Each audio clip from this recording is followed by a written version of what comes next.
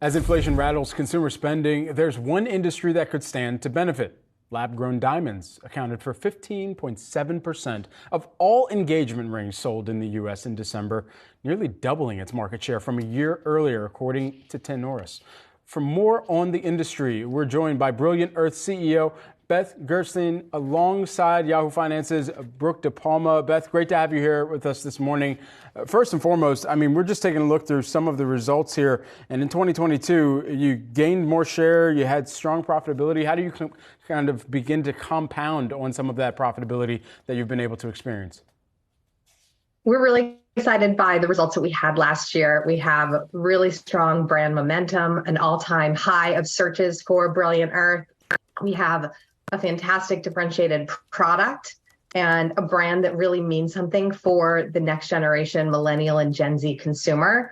We also have, I think, a very differentiated omni-channel model. We've been expanding our showroom footprint. We had ended the year with 25 showrooms and expect to launch about 10 or more this year. So a lot of really strong initiatives around jewelry, around showrooms, and around just overall growing our brand awareness.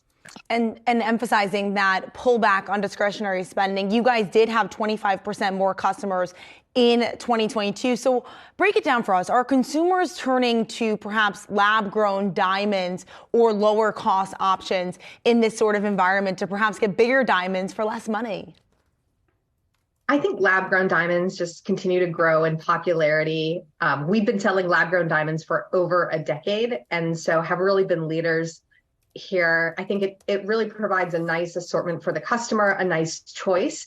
I think some customers really like that it's mining free, they're affordable, they're beautiful, and they do allow you to get that bigger diamond that you've really had your eye on. And perhaps in this sort of environment, customers are looking for long-term investments. And so break down for us, what is the difference in resale value of a lab-grown diamond versus a natural diamond? I think that customers don't really think about this as something they're going to have to sell later. They're buying a diamond for the emotional value. It's a symbol of love and commitment. And so whether it's natural or lab, customers are buying this because of how it makes them feel. And some customers really like in natural that they're buying into something that's romantic. It has, many billion of years of history. And I think lab, gives a different value proposition. So I don't think it's about resale value. Try selling a diamond anywhere after you purchased it. And I think that, certainly I don't think it's going to have the same value as when you originally ended up buying it. And can you talk to us about the identification process? Is blockchain being used now? We saw the resurgence in the first place of NFTs a couple years ago. I know that has died down, but just wondering, people are more interested. We now have the technology that's capable of tracking not only real diamonds, but lab-grown diamonds as well. What is the user demand for this? We've been selling blockchain-enabled diamonds for many years now, since 2018. And the value that we see is that it allows you to have a lot more confidence in the journey of a diamond. So, ultimately there's a database that's immutable, that continues to be appended by the next chain of custody. And so you have transparency that you just didn't have before. You know exactly what the diamond size was when it was unearthed, what the rough diamond carat weight was. So I think that there's a lot of interest overall from the customer standpoint in terms of the practices, making sure that they're buying something that is consistent with their values, that's sustainable and transparent. And Brilliant Earth does consider itself a digital-first brand. I want to emphasize that here. But you guys, as you mentioned, did open those showrooms. And so I'm curious, how do appointments then translate to sales? And do people still buy more online or at those showrooms you guys are investing heavily in?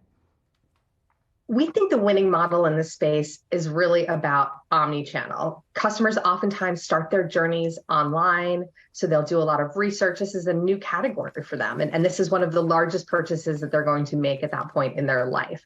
And then they really like coming into the showroom and being able to touch and feel the product and really working one-on-one with our jewelry specialists. It is a high-touch sale, so making sure that they feel really confident and comfortable in that purchase and ultimately, walking out with this really beautiful product.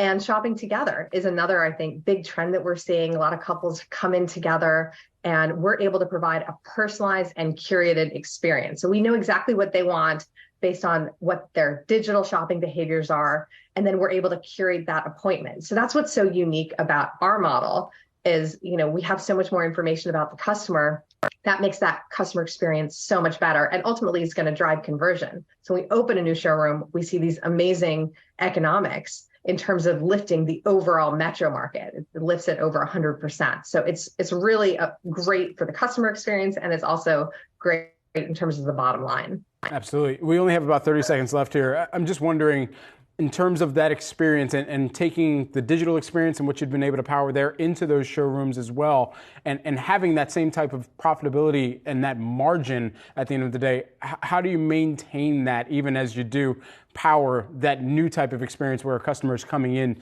to a brick and mortar capacity? Well, I think it's just having really a disciplined approach to how you're managing your investments. So every time we're opening a new showroom, we have strict ROI thresholds.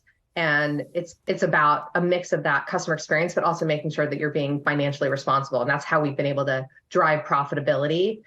We exceeded our expectations in Q4, and we're going to continue to have a really keen eye there in terms of providing a premium experience, but also making sure we're driving profitable growth. All right. Beth Gerstein, who is the brilliant Earth CEO, alongside Yahoo Finance's Brooke DePalma. Thank you so much for taking the time here with us, both Beth and Brooke.